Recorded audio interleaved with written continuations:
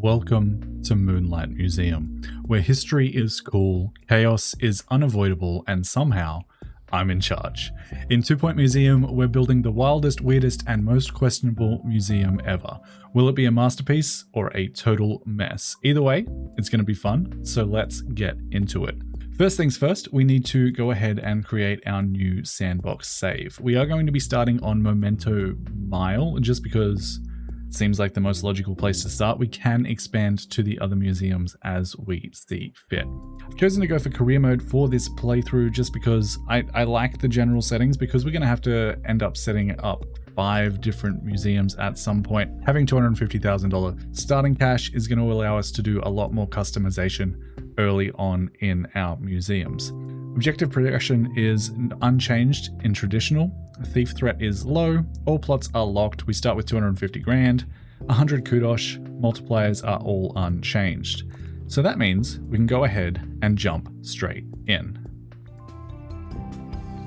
Hi, I'm Hayley Von Trowell, and you're listening to Digging Deeper, where we cover everything from archaeology, science, the unexplained, and vanishing curators. Yes, that's the story of the curator, now ex-curator, of the 2 Point Museum, who fled the scene of the struggling institution, never to be seen again. Their disappearance was first discovered by a journalist from 2 Point Radio, hoping to discuss the museum's record low attendance and reports of rampant thievery. And in a strange way, I feel I got my answer. So this is our start. Welcome to Moonlight Museum. First thing we're going to do is absolutely pause the game. You can see we do start with a couple of different fossils that we can use in our museum, but we are going to have to expand that collection as we go. The first thing that I'm actually going to do is bulldoze absolutely everything, because while this layout is kind of interesting and kind of cool, I don't love it. So we are going to jump down to building foundations and go ahead and hit this museum demolition button. That is going to ask us if we're totally sure that we want to do that, and we are going to say yes. That is going to sell absolutely everything and put 2 exhibits back into my inventory. So we sold everything for almost $115,000. And go ahead and click OK. It's going to tell us that we need a helipad. That is going to come in a little bit, because the first thing that I actually want to do is go ahead and remove all of these paths so that I can build my own. To do that, we're going to come again back to this building foundations tab, go to floors and head over to terrain. This is where we can choose our grass, and we can go ahead and just say, hey, we now have a clean slate to work with. So with that being said, I am going to jump over to the floors tool and go over to paths, and I'm going to decorate and lay out where I want different things to be. So we'll be back in a little bit.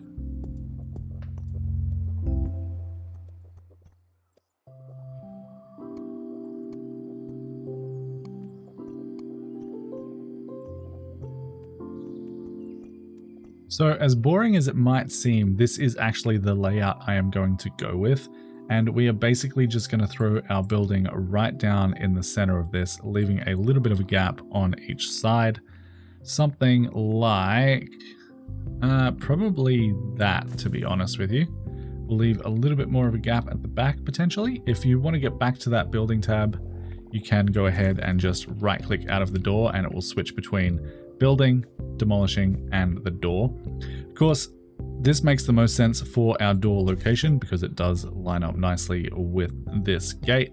And apart from room for helicopters, which we will go ahead and throw in now with the remove tool, that's going to be about it. So I think these need to be like 8 by 8. I like to make them a little bit wider. That one's 8 by 9, so let's go for that. And I think it was there. And this will be roughly the layout of my museum. I'm going to go ahead and throw down some helicopters, throw down some decorations in this front little section here, and figure out a bit of a layout for our museum, and I'll be back in a little bit.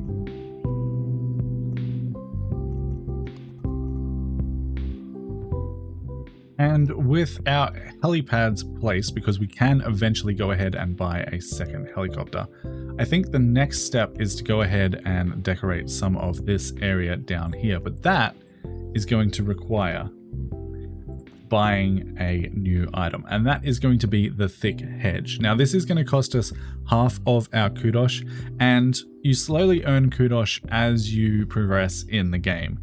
You get it from things like completing your sticker books.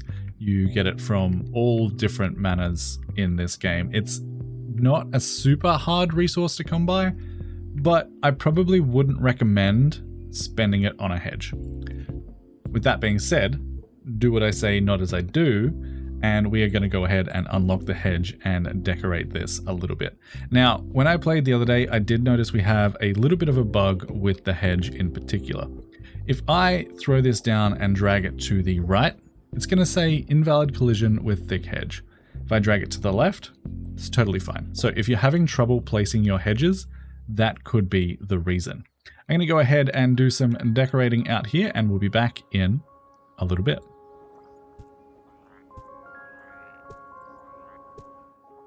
And I'm actually going to stop the hedge a little bit early because I would like to have another exit out here at some point. So I'll leave it there for the moment and continue on with the rest of this design.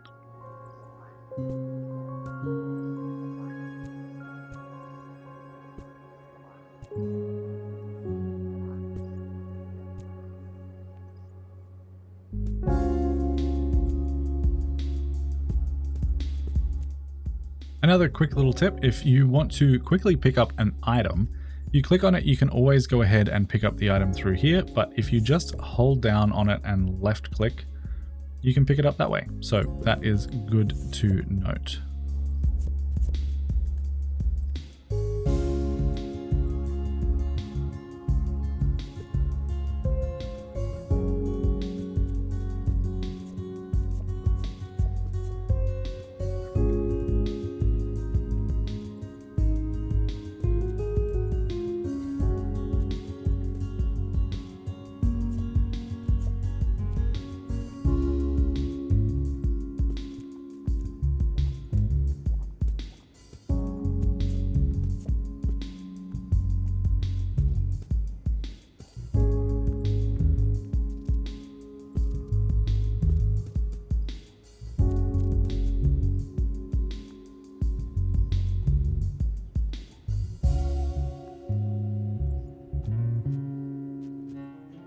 And with that, we at least have a little bit of decoration around the front of our museum. Now, we could probably also go ahead and add some chairs and bins out the front here, but I think that is something we will get to a little bit later.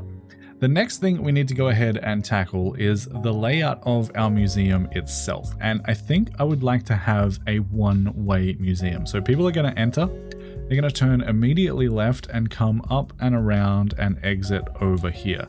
So that's the plan. I'm going to jump back into the walls tool, lay out a few things, and we'll be back in a little bit.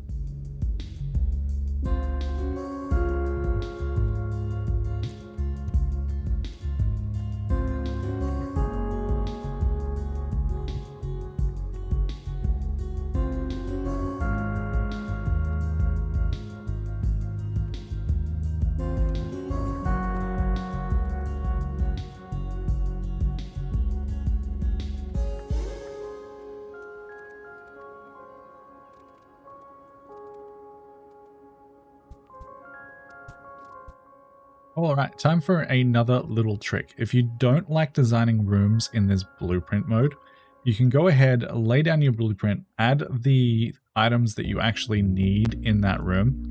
I have these little spines coming off the side just so that I know where the center of everything is and where my other walls are going to go, so ignore those for the moment. But then you can hit complete room, it will build the room, and then you can go ahead and click on that and say add items to room, and you can go ahead and build things all normally in here. I'm going to leave this room for a second. We're going to come back to it, but this is basically where I want to split my museum in half. So to go ahead and mark that out for me, I'm going to take the museum wall, and now that I see this, I've actually made these one too long because I can't build a wall on the edge of this. So we're going to go back into the edit room menu, go ahead and remove these two little end sections here, tick OK, and then I can come back in and say this is where my museum is going to actually split in half. So we'll add those walls in there, and then we can come back in and go ahead and remove those little spines coming off the side. That will be our staff room. And then for our walls in our actual museum are going to come across like so. So right there and right there. Oop, that didn't work. Right there and right there. That is sort of how the museum is going to be split up. And then we'll probably have a wall somewhere around here, but I'm not 100% sure where that's going to go yet. And I would also like to split this back section off from the rest of the museum as well. So this will be staff only areas. People will come in here, move around this way, and then exit over here. So I'm going to continue with this layout and we'll be back in a little bit.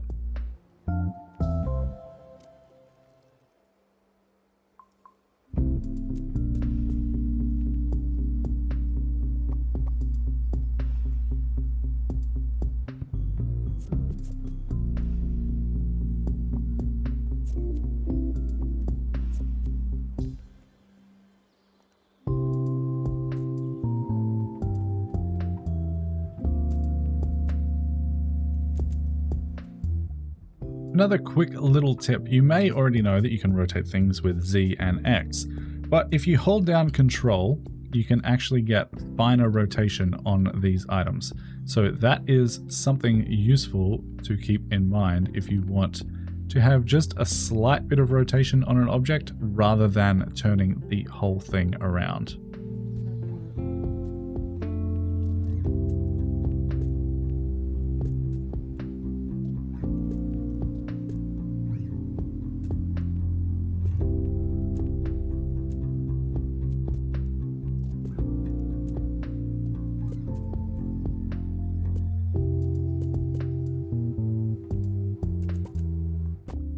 Now, if you go ahead and build yourself a room against one of these normal walls, sometimes it can bug out a little bit. That's pretty easy to fix. Just go into your wall tool and go ahead and remove that partition wall and it will clear itself up. I don't know why it's giving me an error there, but we can go ahead and just simply draw that back in and that should fix itself. Not sure what the bug was there, but that is that. So this is going to be our little entrance area. We're going to have some sort of a reception in this area. We have our checkout counters here.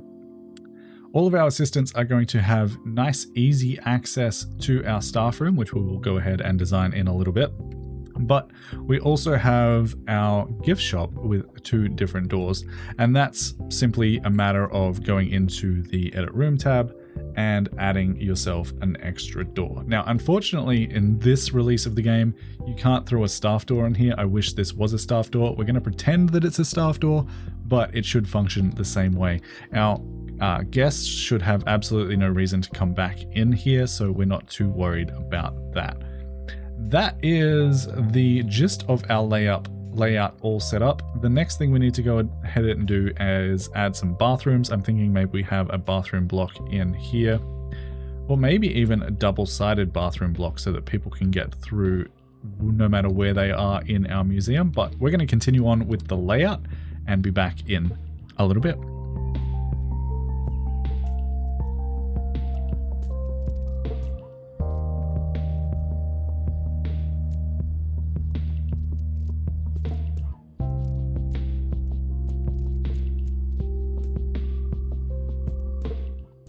Another quick little tip, if you hold down Control, you can replace your items rather than having to go ahead and select them over here. So currently we're placing on the grid.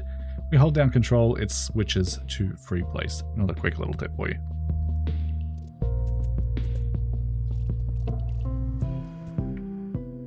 The only downside I can think of when building your rooms this way and not with the free place mode, with the blueprint mode, is the fact that when you go into the edit room tab in here, it actually tells you the room decoration rating as you are building. And if you do go into this mode after you've already confirmed the room, it does also get rid of all of those blueprint effects, unless of course you are adding more things into here. So just keep that in mind.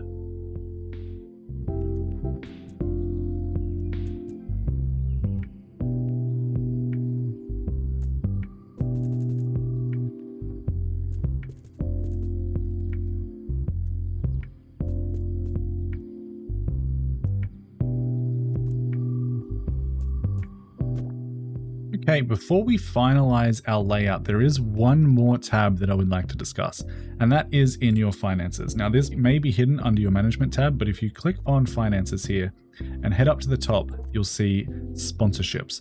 Now, we have two options available to us. We have a holistics diffuser, and they want to promote their totally natural 2-in-1 perfume and engine coolant. This is going to decrease happiness of our guests. So I wouldn't recommend taking that. So I'm going to reject that offer and we'll get a new one in 180 days. But this Mudbury Festival sign, the county's biggest music festival, would like to promote itself at the museum and remind people that it's so much more than rivers of mud and too many hot dogs. They will pay us $1,300 a month just because we have the sign, and then an extra $220 per guest view. So we are absolutely going to accept that offer. That will give us this sign, and we need to go ahead and place that somewhere in our museum. For right now, I'm just going to right click. It's going to move it to our inventory, but we know now that we need to plan somewhere that we can put that sign. So I'll continue on with the design of this layout and be back in a little bit.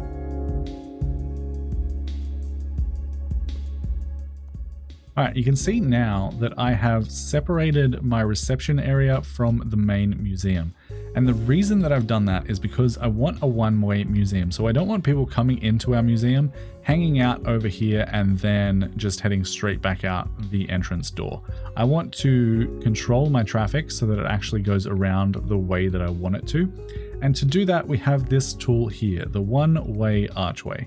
And you can see, based on what direction this arrow is pointing at the ground there, is which way the people will go. To move it around, you just move it to either side of the wall, and we can go ahead and place that down right about there. So this will be our actual entrance to the museum itself. People can come through here, but they can't go back. Now, I'm not 100% sure if staff can walk both ways through this. So just to be safe, I am going to throw down a staff door here, and this one's probably not necessary because they can just walk around if they want to, but we'll give them a staff door there so that they can definitely get out of their museum this way if they need to take a quick shortcut, rather than coming all the way around here and back through that way.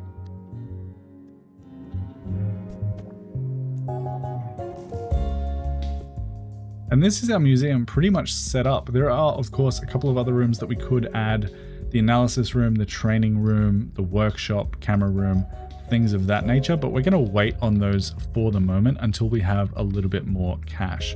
The next thing we need to do is go ahead and place our exhibits. Now, I don't really know where I'm going to put this Mudbury Festival sign, but I think it could probably just go right smack bang in the middle of this. I don't know where the middle of this is though. So to find that, I am actually going to go into my flooring, and I have a couple of saved up here. So we're just going to go into the normal perimeter mode. I'm going to throw down a perimeter right about there and throw down that right at the back. And that's going to sort of house my initial exhibits. But to get to the center of this, we need to figure out where that is. And I believe it's probably going to be right in between these two tiles. That looks about right to me. I wish there was measuring tools in this game, apart from when you're creating a room, because of course we can go into a room here and we can say that is 5, 1 by 5, and that is 1 by 5. So I do actually have the center there. I can go ahead and cancel that, and that is indeed the center of my room. So we can now jump in to our exhibits and go ahead and place the sign there for our advertising, and that should get a decent number of views. And then of course we need to go in and place our other exhibits.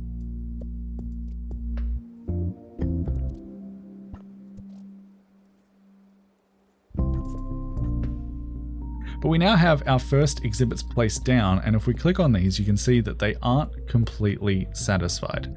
So we have buzz here, which is basically how excited your guests are gonna get over a specific exhibit. To get this one all the way up to full, it has a base buzz of 18, epic quality gives it a bonus of 10. To get a buzz bonus here of 5, we need a hanging amber decoration near this exhibit, and its decoration buzz is currently 0 out of 15. You can see that over here. If we place decorative items nearby to boost the decorative rating, well-decorated exhibits gain buzz and keep people happy. So we can go ahead and check what each of these need. This one just needs a donation stand, which we're going to have near it anyway, and this one is near any prehistory decoration. So that should be nice and easy to do. This one also has things, and we need to decorate around that. The other icon in here is knowledge, and we'll get into that a little bit later. There's not a whole lot we can do to increase that right now, but we'll be able to do that later on in our playthrough. So to get these decorated, we're going to go into our items tab here, go to decorations, and since these are all prehistoric things, we can go into our prehistory tab and choose some decorations to place down. I kind of like having these hanging ambers either side of my exhibits. Gives a decent amount of decoration. You can see they're slowly going up, and as we drag this in and out of their radius, it will show us how much that's going to increase it. I like to have them in between. I think it looks nice and it doesn't take up too much room. And then the Ambered Giga Gecko required hanging amber, so that is now satisfied. Now we can basically decorate this however we want to. Before we get too far into that decoration though, I do want to go ahead and add a couple of windows right next to this poster, just because I think that is going to look good. And if we don't do that now, I'm going to forget and decorate that wall. So I'll go ahead and decorate all of these, get all of the things that we require. As well as decorations, we are also going to want donation stands and info stands, so I'll make sure to place those as well, and we'll be back in a little bit.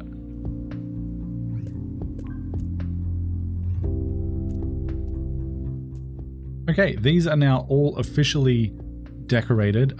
This one still has a little bit to go, and you can see that this is actually a general sign rather than prehistory. So for that, we can actually go ahead and use some more of the general decorations, and it's not going to mind. For instance, these wall lamps, I think, look quite good, especially in areas like that. We just need a teensy bit more decoration in this area to get this all up and running, and that plant's probably a little bit too big. I'm going to go ahead and find something that we can put in front of this thing to make it look a little bit better, and we'll be back in a little bit.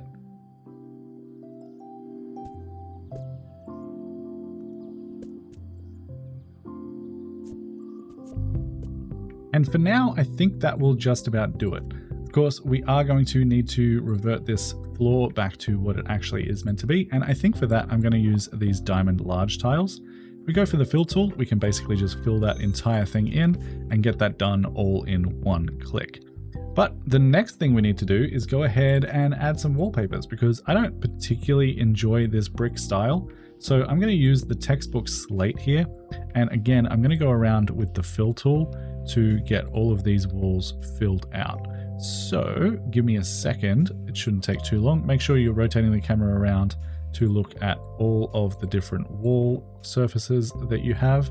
I'm not going to touch the rooms that auto decorate themselves because I actually quite like those. But everywhere else is going to get this decoration. And back in here and there and there. And I believe that is all of our walls done. So this is going to be the start of our museum. The only thing currently missing is some staff, which are arguably quite important. We're going to hire a bunch of staff here. Unfortunately, we don't get any prehistory experts, so I'm going to dismiss both of those and advertise a new job specifically in prehistory to make sure that we get one of them. But we're also going to need assistants to run both our ticket booths and our gift shop, so we'll go ahead and find some people in here. Each employee is going to have their own skills as well as their own perks. Eva Goth Hancock here is loyal, so she has a discounted salary expectation, and she's robust, so she'll accelerate the recovery from injuries. Honestly, a perfect hire. We're going to go ahead and hire her. Candida Bobbing here also has discounted salary expectations, and expeditions increase happiness. Again, another fantastic hire. As well as assistants, we are going to need janitors to clean our museum. And both of these look like decent candidates. Chloe Filament does have a negative trait, and that is that thirst develops faster, but honestly, I don't think that's going to be much of an issue. They can also both work in the workshop, which we do not have yet, but that is going to be handy later on. And last but not least, we also need some security guards, because we are going to have rival museums sending people to steal our things, to vandalize our things, and just generally cause mischief. So we're going to hire both of these security guards. Both of them are pretty fantastic. Strolling Surveillance, this one boosts thief spotting ability on foot, so that's fantastic. And we also have Georgina here, who we can absolutely hire. Now, if we jump into staff, there are a couple of things to look at here. We can go into job assignment and look at our security guards. Now, because Jacinta de Borchery has strolling surveillance, she is better at spotting thieves on foot than anywhere else. So we could have her not do donation collections and not sit in a security chair and only wander around. I'm going to leave donations on because I think that's fine, but I don't want her to ever sit in the security chair because she's not going to be as effective. So that is one of the things we can do in there. And you can go through all of your different things, like your assistants, your janitors, and your experts, and toggle different jobs on and off. This is particularly handy if you have assistants that are, for instance, really good at working the ticket booth and you don't want them working anywhere else. You can tick off all of those other things. We can also do that with experts, but we need to go ahead and hire some of them first, so we're going to have to wait on that. But for right now, other than a little bit more decoration needed in our lobby here because it's looking a little bit bland, I think we're ready to run the game. It's going to tell us that we've unlocked the endless dump, we've earned a shiny sticker, and we actually got museum customization here, which is done by placing 5,000 custom floor tiles. I believe that's because I placed the entire hospital all at once. That is going to reward us with 50 kudos, which is good to have. But we're going to let this run. We got also staff job assignment for unassigning a staff job through the job assignment tab, and that is good. It's going to tell us that we need to, or we can, upgrade items, but we're going to hold off on that for the moment. The other thing that you can do in the staff tab here is go ahead and look at all your staff and their pay satisfaction and satisfy all of their requests. That's going to reset them to being okay with their pay. They're not going to be ecstatic about it, and they're not going to be very happy about it, but you can also increase all pay by 1% to give them a little bit more of a boost there if you want to. So we're going to let this run for a little bit because we need to wait for some new applicants to actually get some experts into this museum. Again, we get someone who does not have any skill in prehistory, so we're going to continue to wait, fast up the speed, and get this applicant who is guaranteed to have prehistory skill under their belt. So we have our first expert here. They're actually coming in at level 3, which is pretty damn good. They are loyal and a junk foodie. Vending machines increase happiness by 10%, and they are really good at exhibit restoration. So Coffee Pugwash, you are officially hired. And with our first expert under our belt, we can now check out what their different job assignments can be. So they can do restoration, they can do tours, and they can do the analysis room. They can also do the workshop with science, but we haven't unlocked that just yet.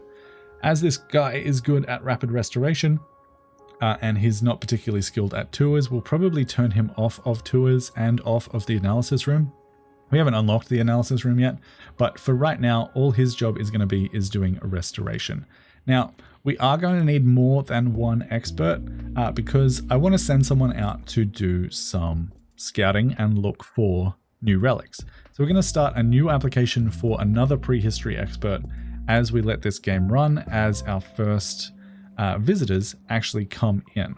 And we're also going to need to hire some more assistants over time as we get these new applications because we want a little bit of an overfill in our ticket booths and our gift shops to make sure that everyone can be served when they're ready to be served.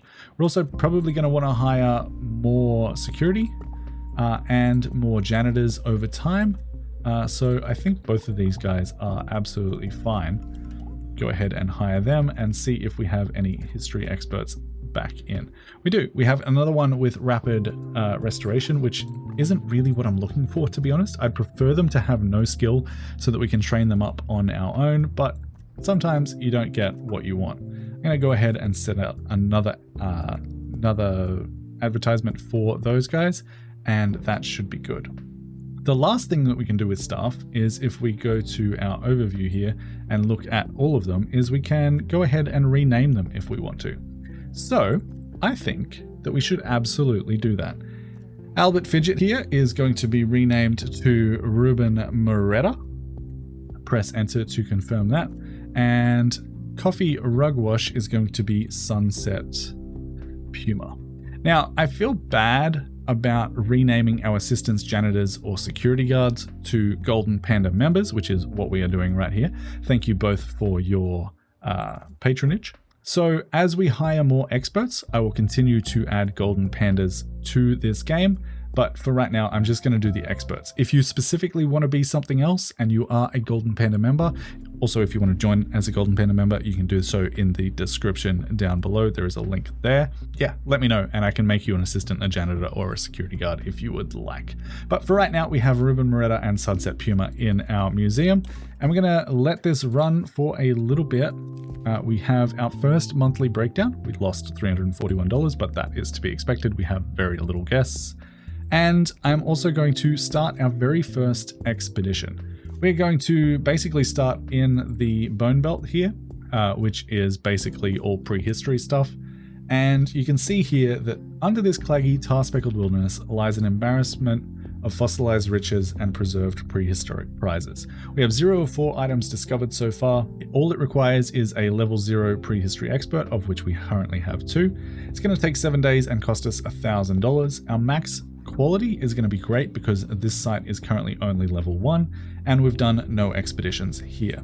The rewards are all undiscovered, but we can see there are 3 fossils and 1 preserved history, and these are the events that we can encounter. We have stepped in tar, camping spot, shortcut, and perfect excavation. We're going to go ahead and set this up, and honestly, it really doesn't matter which one of these guys does this, because neither of them have any skills relevant to this task. So we're going to send Ruben Moretta out on this one, and we are going to give him a first aid kit.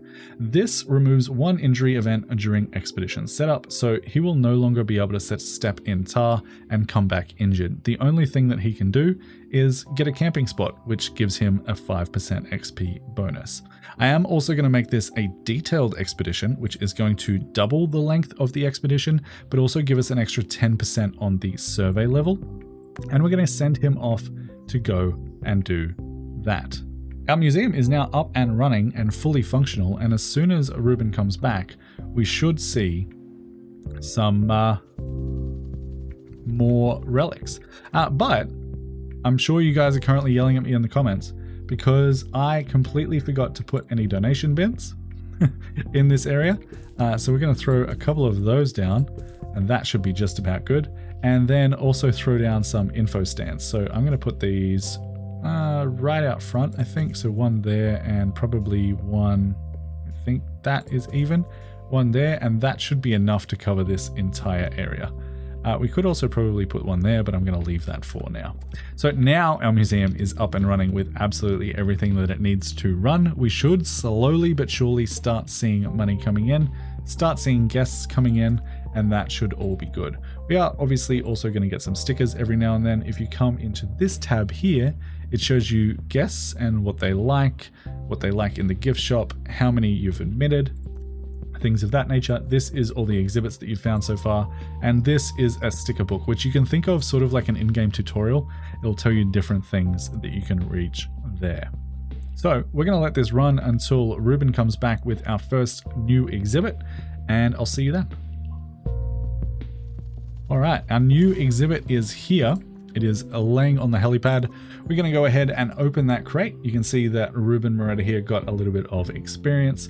We gained 15% in the survey here, and we experienced the camping spot perk, which we knew we were going to experience. We can go ahead and open this. Left clicking will skip this animation if you've seen it so many times before. but we found ourselves a honeyed bee. A giant bee, ironically preserved in giant honey. And this is a common artifact. It has a score of 18 buzz. We only have currently 1 out of 2 knowledge, and it is of great quality. It's worth 5,500, it's prehistory, and subcategory is preserved history. We can go ahead and place that exhibit down immediately while the game is paused. And because I know that we're only going to get one sort of amber looking thing, I'm actually going to place this exactly on the opposite side of this over here, which I believe is right about there. And we now need to go ahead and decorate this exhibit. It requires a fossil decal decoration to get maximum buzz, which I don't think we actually have unlocked. It's going to cost us 5 kudosh, so we're absolutely going to spend that. And if you don't like the look of these fossil decals, they are actually a little bit special in the fact that you can place them under exhibits. So we're going to do that just so that we don't have to see it, because I don't particularly like the look of it. You can change the design and things as you go along, but I feel like none of them really match this bee. So I'm just going to hide it for now, and then we can go ahead and decorate the rest of this as normal.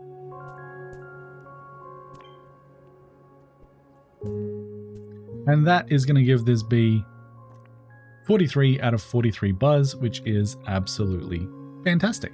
We should also probably check on our experts here, see if there's anyone else we can hire, and it looks like there is, and we might actually have some good people here.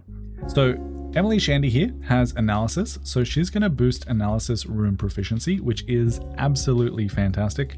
I do like to have a dedicated analysis person, and she might be it. But we don't have an analysis room yet, so I'm just going to leave her here for the moment. But Billy Smudge here is also absolutely fantastic because he has survey skills. He boosts survey points from expeditions. Expeditions increase happiness as well. So Billy Smudge, you are officially hired. If we go ahead and click on you, we can rename you to Ilarius Echo. Thank you for your patronage. And you are officially going to be our explorer for right now. So I'm actually going to put a little E in front of your name so that I know that you're dedicated to exploring. And we can go to your job assignment and say, I mean, you can do all of the things. Probably don't do tours because that's not going to be good, and don't do analysis room. But if you're not out on an expedition, you can absolutely still do restoration. And with that, as soon as our helicopter lands back down again, we can go ahead and send him out and see what that survey bonus actually does. So we'll start a new excavation. We're going to do the exact same place, and instead of choosing Ruben here, we are going to send Ilarius Echo out because he has the survey skills perk. And you can see right away, even with just a safe expedition, we're getting 35% survey level. With detailed, we're going to get 45. If we change this back to Ruben, it drops down to 15. So that perk alone gives us an extra 30% bonus to survey level. Again, we're going to choose the first aid kit because we don't want this guy to step in tar. And honestly, at this point, we probably don't need to worry about doing detailed because it's only going to add an extra 10%. It's going to take twice as long. I don't think it's worth it. So we're going to go for safe for right now. The reason we don't want to do speedy is because that's going to introduce another danger, which is chopper damage. That can be mitigated with certain perks as well. But for right now, we're going to go with safe and wait for our next exhibit to come back. But to find out what that is, you're going to have to come back in the next episode as we get this museum all stocked up with different exhibits. If you guys are enjoying this series, if you think you are going to love binging this series, make sure to leave a like and a comment down below for the sake of engagement. If you haven't already, hit that subscribe button. Consider becoming a member to get yourself into the museum if you join at the Golden Panda membership level or above. But until next time, happy building, happy curating. Bye guys.